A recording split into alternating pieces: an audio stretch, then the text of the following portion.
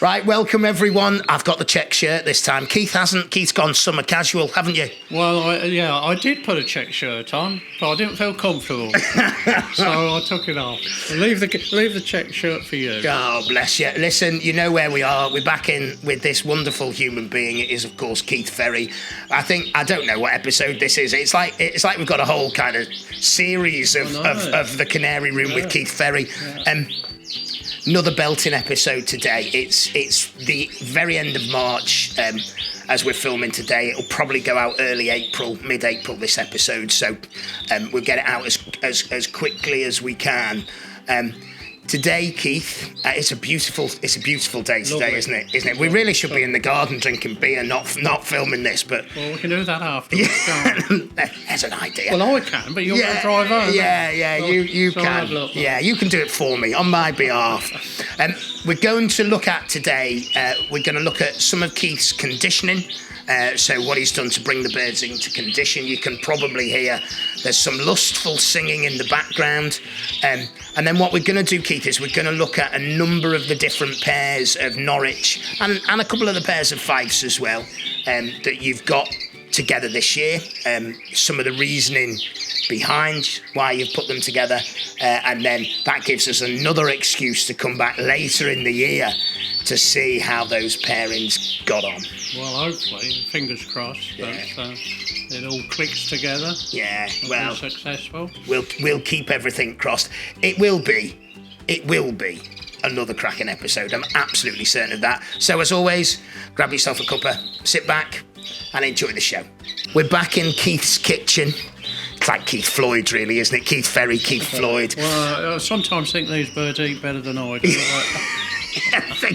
I think Margaret and Claire would both say, the birds get better looked after than they do, don't they? But absolutely. We spend more time with these birds than their wives do. Yeah, I think we do, but we won't dwell on that because it gets us in. Don't go out. Yeah, we're getting a lot of trouble for that. Yeah. So, Keith, I think one of the things which has always been evident when I've spent time in your company is, and we've talked about it a couple of times, is the sort of the gradual conditioning of the birds. It's not about forcing them on.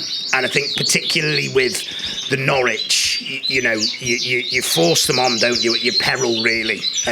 I've tried to be a little bit more patient this year, and in maybe 2 or 3 years' time I'll get it right, but this year I've tried to be a little bit more patient. I've had my cocks and hens together for about a week now, and I did gradually, slowly introduce them, and we'll see a little bit later on. You've still got the dividers in, and the cocks and hens can peek and see each other, but it is very much a gradual process. Well, it is, Matt. You don't need to force these birds to go to nest. The Norwich do take time. I mean, I was hoping to breed a little bit earlier this year, but the birds will tell you when they're ready, and they haven't been ready when I thought they were going to be. I've conditioned them up well over the months, and I was hoping to have them down on nest now. But you've got to be patient with them. And if they're not ready, you can force them to nest, and you'll finish up with loads of clear eggs. So at the moment, it won't be long. I mean, they've gone through the stages. They've been in the floats, the double floats, and flying. The first stage of coming in condition, you'll see the end, take off the perch, fly to the other end, not land on the other perch, but fly back. That's the first stage you think they're coming into condition. And when you see them doing that, most of your ends are doing that, and they may carry a bit of stuff about. That's the time then to put them inside the cock birds. The cock birds have been for a few months in the double breeders, so they've been flying around and getting fit, feeding them the right thing, not too much. I mean, most of these hens, if you've fed them well for the show season and that, they can put a bit of weight on. So ideally, a nice float will fly that fat off them and get into the double breeders. Yeah. Good. And it's just a matter of keeping an eye on them, seeing what they're doing. Yeah. The slides go in. I've got the holes at the bottom so they get used to one another, but I don't do that for the first week or two. The slides are upside down, so the holes are at the top. I'll just pull them away, sort of ½ inch away from the back, so they can just see one another, their beaks and that.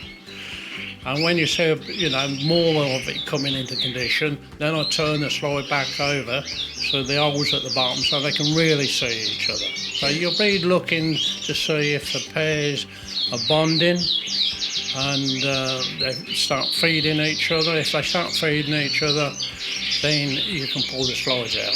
But probably the thing what I look at is I'll put the nest pans in before the slides are pulled, when I think most of the ends are in that condition. Put the nest pans in, give them material. If them birds start making a nest, you know they're ready. Yeah. Then it's time to pull the slides. Yeah. I mean, the other thing is probably people don't look at, is take your hen out and blow it up and look at the vent. If it's not in condition, you'll see the vent is elongated, but when it comes in condition, it rounds off, and that's what you're looking for. A nice, clean, flesh-looking under part belly and that vent, and the ends will certainly round off to the pointed end of an egg. Then they're in condition. Right. Cockbirds, that little nodule at the end will be protruding quite hard. When you begin of the show season, you don't see any of that, but when they come in condition, you will see that. So it's no good picking a bird up and the vent ain't like that and try to think they're going to go to nest. Yeah. Because if you pull the slide, the cocks will force them to nest. Yeah. Clear eggs. Yeah, clear eggs, and clear eggs is one thing we don't want. Talked about feeding, and you've got Keith's magic potion in front of us. You've got your conditioning here, and we got on the end. You've got your soak seed on the end, and that's sprouted lovely, hasn't it? Well, yes. I mean, with the soak seed, you've got to be so careful with it, because you can feed it to your birds. If it isn't sprouted properly and it smells a bit, you can really upset your birds.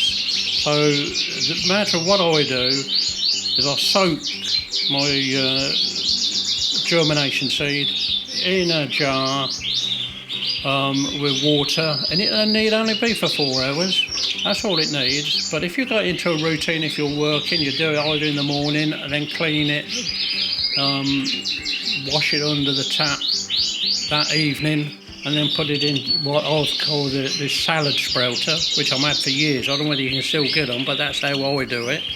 And I've got 1 or 2 tiers, so when I am got youngsters, there's a few of these going on at different stages. Yeah. But with when you buy your soak seed, you need to try a bit. If you buy your soak seed early in the season, try a bit to make sure it germinates. Because I have bought it from different places in the past and it don't germinate. So it's no good. You might as well throw it away. Yeah. It's got to germinate within 24 to 48 hours.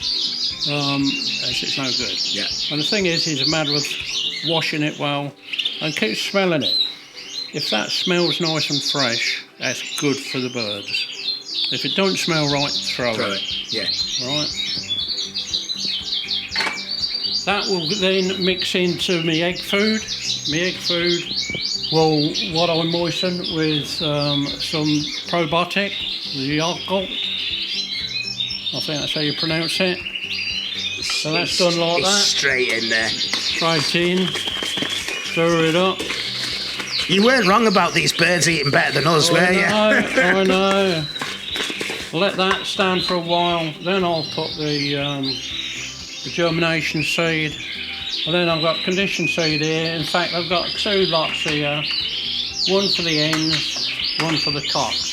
The hens will have a drop of hemp oil in, and the cocks will have a drop of the wheat germ oil. Right, okay. And so I know, the sort of wheat germ oil, absolutely understand that with the cocks, but the hemp oil's a new thing for me. Yeah, well, it is. Well, I bought for the first time my wheat germ oil from Fraser's, which is Northern Ireland, and, order it online. You get it within less than a week. It's ideal. But I'm looking at their website, and with the hemp oil, I thought, years ago, before we had all this different stuff, the old guys used to tell me, prior to your birds going down, feed your hens with hemp.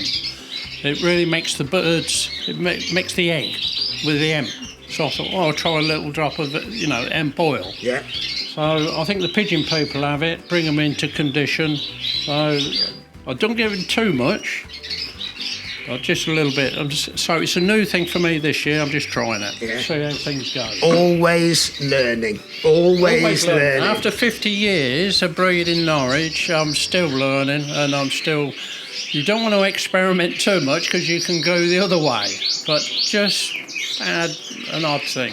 Little tweaks. Well, we'll have a little close-up look at those now, and then we'll have a look, because as always, you come to Keith's and you see things, and we'll have a look in a minute, mate, about the nest pans on the front, hung on the front of the cages, and when Keith tells us in a minute why he does that, honestly, you'll do exactly what I did. You'll go, oh yeah, that's a bloody good idea. Why don't I do that? With your egg food mix, obviously the birds can come into breeding condition. They want to be a higher protein, right, than what you do through the winter months with your normal, ordinary seed, etc. So you're looking for a protein as high as, say, 20% protein. No higher than that, as you'll go over the top. I mean, years ago I had an experience of adding different proteins in, because the problem with us bird people, you hear somebody saying they've used this and they're fantastic results. That clicks into your brain. The next bird says, well, I use this and I had a good sense, and that clicks in your brain. Before long, you're buying all this stuff and you're mixing a deadly cocktail up. And I done that one year, and that was with this green spirulina. A friend in America was using it. Well, spirulina is what the bodybuilders use. It's 90% protein. And I was adding this and that into it. The birds, I had a fantastic breeding season for fertility and fertile eggs and hatching. The problem was the birds were growing like bloody giants in the nest. I thought, what a fantastic... When they come out the nest, they kept rolling over on their backs. And what I'd done, I'd blown their liver, their spleen, through too much protein. So just mark my words, be careful on the protein you give them. Yeah. No, I think that is. I mean, my Claire calls us tinkerers, and I think that there is that, isn't there? We naturally look at and we pick up things and we think, oh yeah, I'll give that a go. But actually, the combination of those things, as you just articulated, the combination of those things can often be unintentionally deadly. Yeah, absolutely, and that's how it worked. I mean, it didn't stop there, because I went to a vet and he said you've got to put them straight on a basic diet. He said plain canary, get them down with the parents and everything.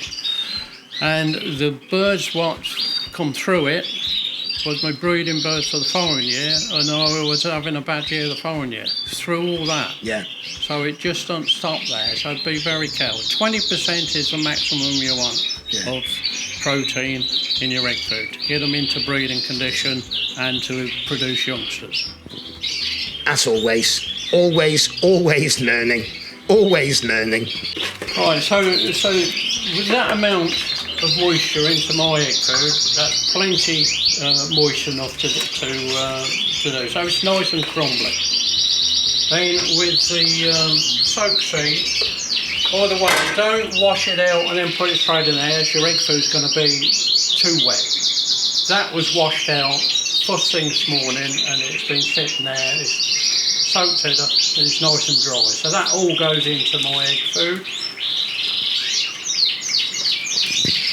the main thing with mixing your pig food for rearing and conditioning is it don't want to be too wet. It always wants to be nice and crumbly.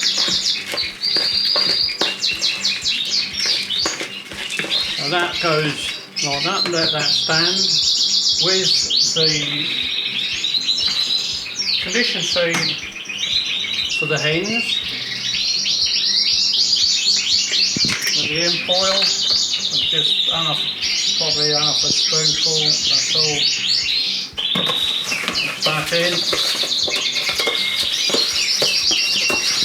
And generally I'd let that soak into the seed for an hour.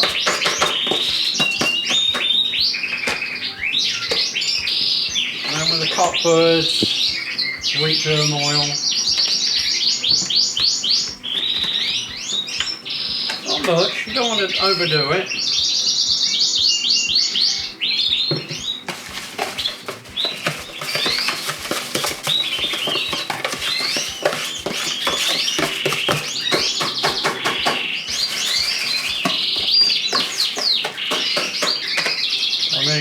With that, I'll do half and half.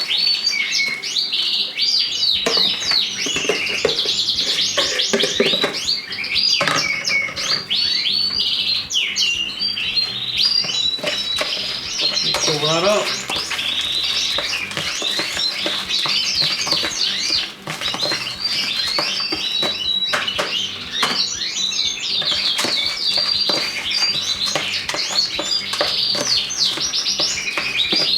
So on the lid, so you don't get mixed up, I've got cockbirds wrote on there.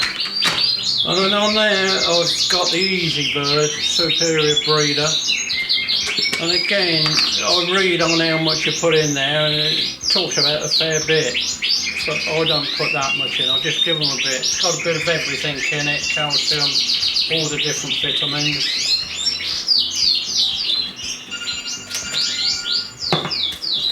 And then mix that in there and let that stand for a while.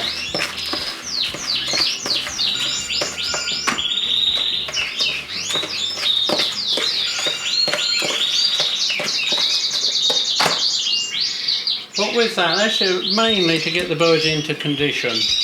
I wouldn't give them that when they're feeding the youngsters. It won't hurt them. It talks about bringing them youngsters. I don't give them too much of that. There's plenty in there to rear birds up on.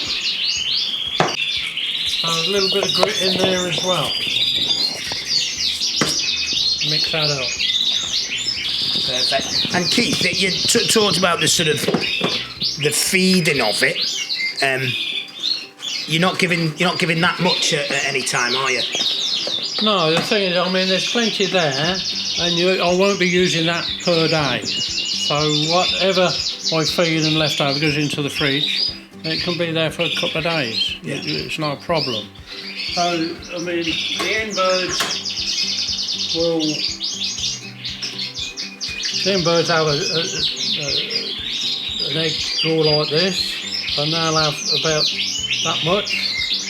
So not a great lot. And the cockbirds will only have a finger draw. A finger draw, and then that's the amount for a cockbird on the day. Then every other day I will give them greens. So grated broccoli, carrots and grated apple mixed in. And that'll go in the same amount on the other day. And the other thing is, when they come in, is dandelions. Young dandelion plants is one of the finest things to condition a bird, and that doesn't cost you anything. So I find enough in my lawn to be able to feed my birds, and they're having that every other day now. So, you know, the broccoli I still get, but once the dandelions come in, I don't have to go out and purchase broccoli. No visiting to the supermarket. Let me get a couple of shots of those birds enjoying this.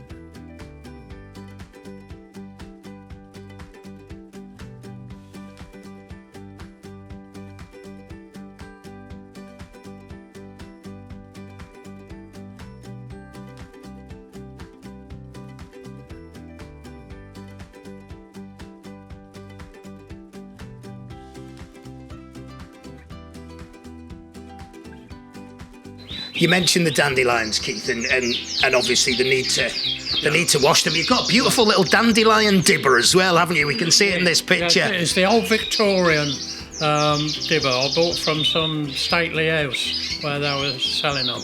It's excellent to put. You dip it under the dandelion plant and they pull some of the root up as well, because they'll nibble at the root. It's got properties in there where the birds really enjoy, and they're good for them little buds in the middle of the dandelion, and it's one of the finest things to condition your birds in. Yeah. And until they come in, I know that these birds will be coming in for breeding. Yeah. I'm not one of these who's trying to force birds really early, so everything's quite natural. Yeah. The main thing with dandelions, you can go and pick a bucket full, but wash them well. Wash them well, drain the water out, and you can put them in a polythene bag, put them in your fridge, and they'll last 2 or 3 days and keep feeding them like that. Yeah. Ideal. And then they end up in your salad inadvertently. So behind us, Keith, and we can just see this, and we mentioned it earlier on, and we will have a look at this pair a bit closer, and in a second we'll look at a number of different pairs in the room. But this intrigues me. So I came in today and I was like, Keith, the room's looking good. You got the nest pans on the wrong side of the cages though, mate.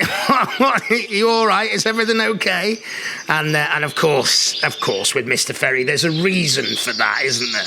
Well, there's a couple of reasons. The first reason, one of the main reasons, is that when you bring a nest pan into a bird like that, straight from a box, straight into the cage, it startles them. And it takes them a couple of days to get into the mind of it's a nest pan with that colour, etc. So they're getting used to that nest pan. And the other thing is, it's giving them something to think about. It's ready for breeding. Time Mr. Ferry's putting the nest pans in, I better start thinking about it. So that's the idea. Yeah, no, I mean, like lots of the things that we pick up when we're with Keith, it's the sort of, I mentioned it, I think, at the beginning of the show, it's the simplicity of it. It's like, oh yeah, that makes loads of sense. Why, here's me, I just wang them in the cages and then think, why do they look like the birds have gone back a little bit? But then that's why we listen to this man and we watch what he does. So we've got Keith at the top here. We've got, it's one of, we're going to look, aren't we? We're going to look at sort of 4 or 5 pairs of Norwich here, and then it gives us an excuse to come back later in the year to see how we've got on with them. This little lady here in this cage, she's a superstar, isn't she? Well, yeah, she's the national winner, which at Stafford, and she went out and also won South Bucks. So yeah, she got a special spot for her. So she's actually going to a yellow cockbird, which you liked 2 years ago. The yellow cockbird is the bird that's on the introduction to the canary room. It is, that's the one. So, fingers crossed, I'm expecting something decent from that pair. Yeah. But time will tell. We'll have a look.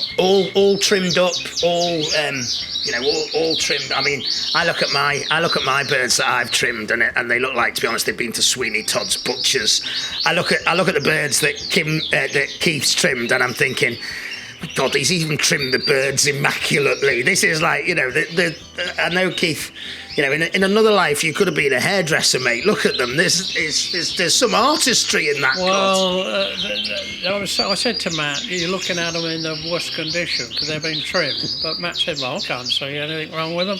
But I do take time, make sure, because I still want to see the birds and enjoy looking at them. Yeah. But as long as you take enough around that backside without cutting the feel of feathers off, mind you, if some birds have a lot of feel of feathers and long, you can trim them back a bit. Yeah. Right? Just because, the thing is, they are a feel of feather, but they've got to open that vent up to take the sperm into it. Yeah. So you don't want too much feather there. Also trimming the eyes, but as we said in previous, I'll take 10, 12 mil off the tails of the ends, and I square the ends up of the tails of the cockbirds. And that's the reason for that is you'll find some of these hens will, when they go into nest, they want to pull the cock's tail. But if they can't get hold of an individual feather, they've got to get hold of the whole tail. Yeah. So they struggle to pull the tail. I'm going to need to do that. I've seen some of my hens ripping the living bejesus out of the hens. Yeah. So Keith, with this pair, I mean, we talked, I think, at the last time in the sort of selection, and when it's selecting birds, you're selecting birds that look like the model. There's pedigree behind these pairs, isn't there? Is there anything in particular? And they're both stunning birds. That one as proved, as an unflighted on the show bench, and this fella we saw a couple of years ago, and he looks better and better and better all the time. Yeah. Is there anything? Obviously it's a yellow and buff feathering, but it's not just yellow and fuff feather, yellow and buff. I've made a new feather type up there. It's called fluff. He's fluffing his words. Fluff me lines. It's about the different sort of grading of both of those feathers. So those are all of the things. What you're looking at, I mean, the main thing is yellow to buff. Yeah. I'd never advise to go buff to buff. I have in the past gone yellow to yellow, but both birds are going to be soft feathered, a lot of feather on them to go yellow to yellow. But I don't advise anybody to go buff to buff, because the one thing, like a lot of people don't realise, if you're double buffing, you'll only breed buffs. You won't breed no yellows, never. No. They're the two buffs. So you're just bringing a shed full of buffs in, and major problems with feather. Yeah. But with yellows, double yellowing, you can get yellows and buffs, but never with two buffs. And so she's a little bit of a harder feather bird. It is a soft feather bird, so you're looking at that different texture of feather. And when you're doing the sort of selection and pairing up, obviously it's on pedigree, it's on visual. Do you will you pick the birds up? Do you handle them much to sort of feel that feather, or is it? Yeah. I mean, you can feel the silkiness of a nice soft feathered bird, and you can feel the texture and hardness of a hard feathered bird. And if you pull a feather out, which I can do it visually. You don't have to pull a feather out, but a hard feather bird is more tighter, pointed feather. Yeah. A soft feather bird is much broader, much wider. And that's the two types of feathers you would try to blend in. Yeah. No, super. Well, we've got high hopes for this pair. Yeah. Got high hopes for this pair. Yeah. We're not gonna. I'm always really nervous of doing things like this, and obviously on the Canary Room we do pairs in focus, and we're following a couple of pairs around the room, and we're gonna do it here. Let's just hope we haven't put the mockers on these ones. So this is our first pair. A couple of absolute. Well, all the birds are stunning, Keith, but it's the first pair we'll look at. We'll see with interest how they get on in the season. Well, fingers crossed. We've got another pair here, Keith, and these are. Well, this is a pair. The buff cock what bred me that 20 youngsters who bred me that national winner we've just looked at. These are his son from one end and his daughter from the other end. So this is sister to the national winner, and this is half brother. So we talked about the feathering, etc. So the feathering is right here in my eyes, but also the line is right. Half brother, half sister. Right.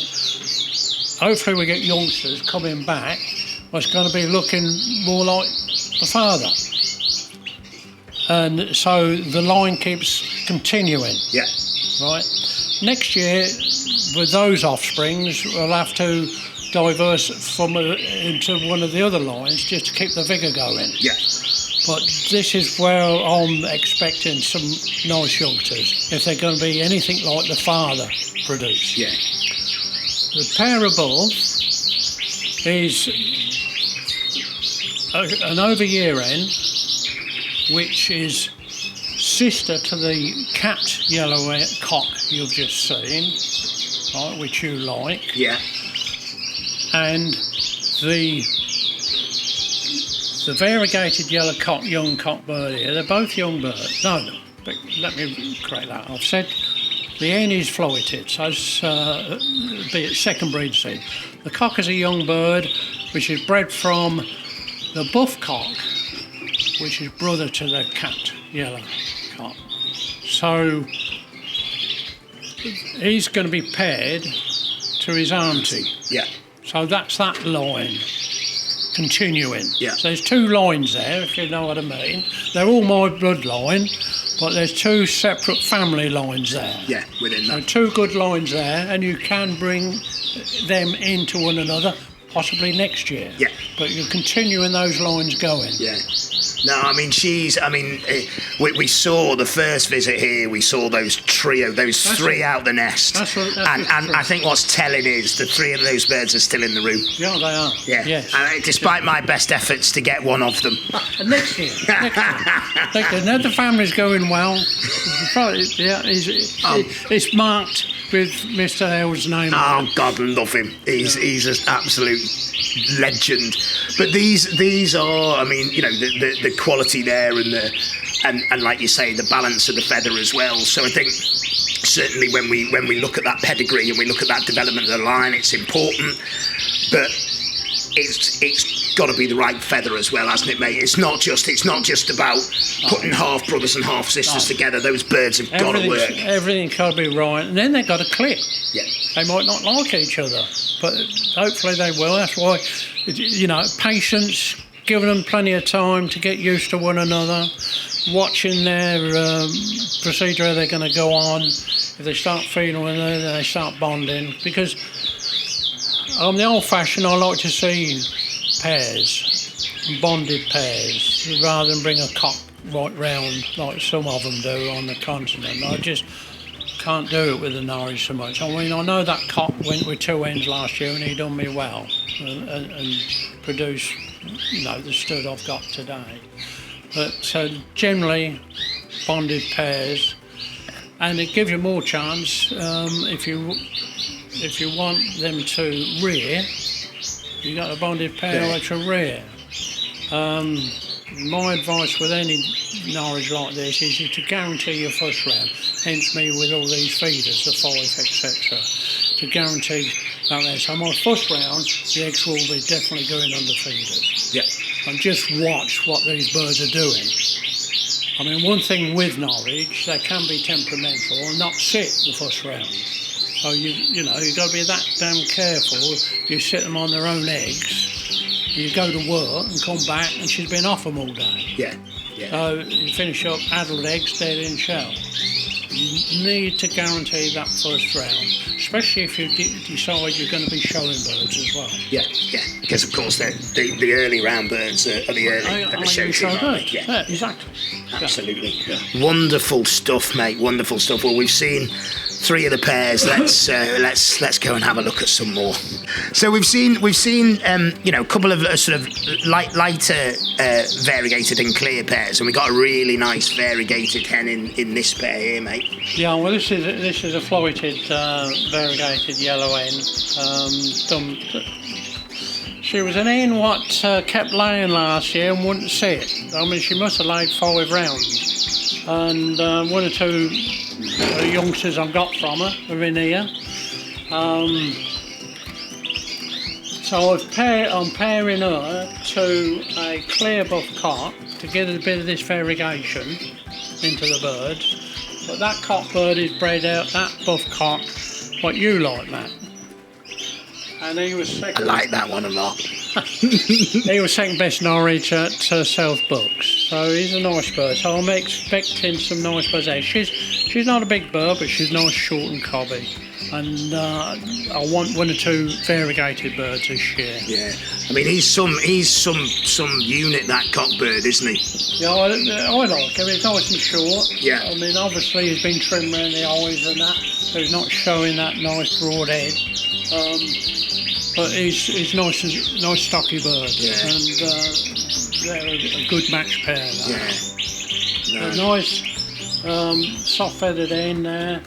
The cock bird is not too hard, but it's just the right Yeah, time. and we've talked about it, I know, a couple of times, Keith, when we've been here, about the sort of, where possible, and it isn't on every pairing, but where possible, sort of the unflighted with the flighted, and it's certainly the case again here. You've got an unflighted cock with a flighted hen, and as we look at a number of the pairings, I know there's a couple, one or two pairings of unflighted, but that is something you like, isn't it? And you kind of stick to it. Yes, I mean, I try to keep a young stock, and I'll go the second year with the birds, but then I'll keep the young stock. Breed, whatever youngsters I breed, keep young stock 50-50 if I can, or more so on the younger side. Because if you have a bad season and don't breed nothing, the next year they're another year older. So you've got to keep some of your good young birds. Like this pair down below here. She's a second year clear yellow hen. She's the one what won the NPC Club show at Walsall. And listen to her, she's talking to us, she's in good nick. She's a nice, lovely, typey bird, going to a young cock bird, young buff cock. So I'm expecting, fingers crossed again, some nice babies there. There's going to be lots of nice babies to see, let's hope. Let's hope. You never know, you never know. But with what I've got here and putting down, hopefully we breed a few. There should be some decent birds to put on the show bench. Yeah, I'm sure there will. But we'll come back and check. So last time we were here, Keith, you talked about sort of re-establishing dark line. You talked about re-establishing a white line, and then we got the busy boy in here as well, haven't we? So do you want to talk us through these? Yeah, well, we got the old clear buff cock, what bred me those nice birds last year. He's actually going to the saddleback yellow hen, which is a nice bird. She's the hen I've just showed with the vent virtually ready to go to nest. So I shall be putting the nest pan in probably tomorrow, see what she does, then pull the slide on a cock bird. Once I've got her down, I've got a spare yellow hen in the flight. I shall put him with another hen again. Yeah. Because he's done it last year. I hope he'll do it this year with two hens. But he's still looking good. Yeah, so no, he looks outstanding as a bird, doesn't he? Yeah. And then we go, like Matt said, I lost my white line 2 years ago when I had the bad season. And we all have bad seasons for one reason or another. But I did lose my whites, I did lose my greens. But a good friend of mine in Germany has let me have one of my bloodline back, a cock bird, a white cock. He does look nice. And he's going with another sister of the national winner. So the old cock bird, his daughter. And looking at both birds in the feather texture, the type of the head, just fingers crossed we breed one or two nice whites. Now I have another white pair up there, a different line, but it's 50% my bloodline, which I bred him last year. Black in the head, but he proved a bit more than what his mother was. So he's going with a nice buff hen, so let's see what we breed from there. And then down the bottom, again, losing my green line, again the same fella, Frank Tonjes from Germany, real good friend of mine. I managed to get a foul green buff cock, young bird, and a green hen. The green hen isn't a big bird, but they're my bloodline, and let's see what we breed from there. Yeah. And again, if I get her down early enough, there is a spare green, well, it's a heavy variegated to nearly self green hen in there. I'll bring her down, so he's going to cover two hens. Yeah, so you've got something to work with in that next year. That's right. Which is important. Well, it is. They are stunning, mate, aren't they, the Norwich? And I think we've got a number of different pairs to come back and have a look at. Hopefully. Yeah, yes. I think we just invited ourselves back again, mate, haven't we? Well, if there's some youngsters, you're welcome to shoot down here. If there's no youngsters, you better stay where you We'll come down anyway. We'll come down anyway. Yeah. So that's the Norwich, Keith, and there is some. You know, and we know this, and we know, you know, and you sort of said they're not looking the best at the moment because they're in breeding condition. Some of the cock birds are pulling really tight, and they've had a haircut.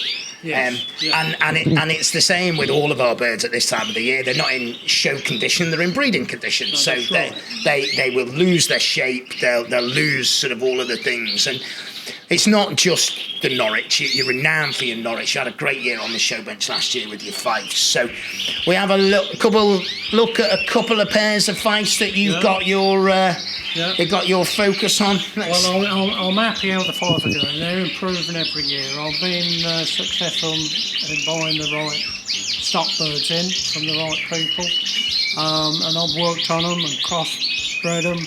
And I'm breeding a bird what I would like to see. Yeah. So I'm happy with Fife at the moment.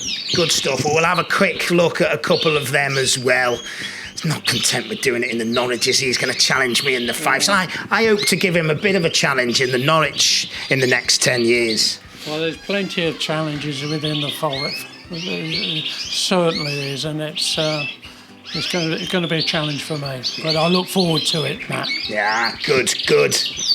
So we mentioned them, Keith. We've got a couple of trios, and you've got these are your Fifes. We've got a number of trios here. I love the cage configuration on this. I think it's intelligent and it's balanced and it works with my OCD, mate. So it's like cocks down the middle, hen either side. I like that. You've got middle there. You've got two variegated yellow hens, nice little short birds, nice typey birds, and a buff cock in the middle. Yes, well, the yellow hens are what I've bred, which is a combination of from the bloodline of Adam Kendall, on the variegation from Wayne Morton.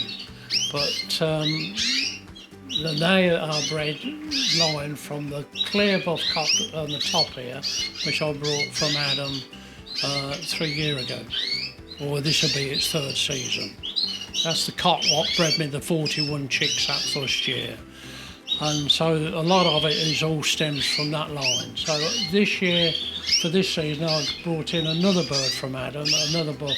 Well, supposed to have been an hen, a buff hen. Thank you, Adam. It's turned out singing its head off, but it's not a bad bird, so I'm not too concerned because I've got the good yellow hen. So I'm really pleased how this trio's going. The cocks don't see the ends with the Fife. The slides are pushed back.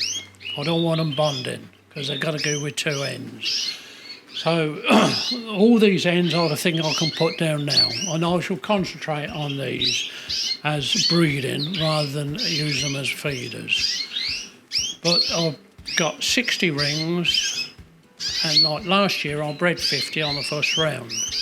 If I get around that on the first round, they'll all be acting as my feeders for my Norwich. But this bank of 5 cocks, 10 hens will be my nucleus of birds of breeding, hopefully some good Fife.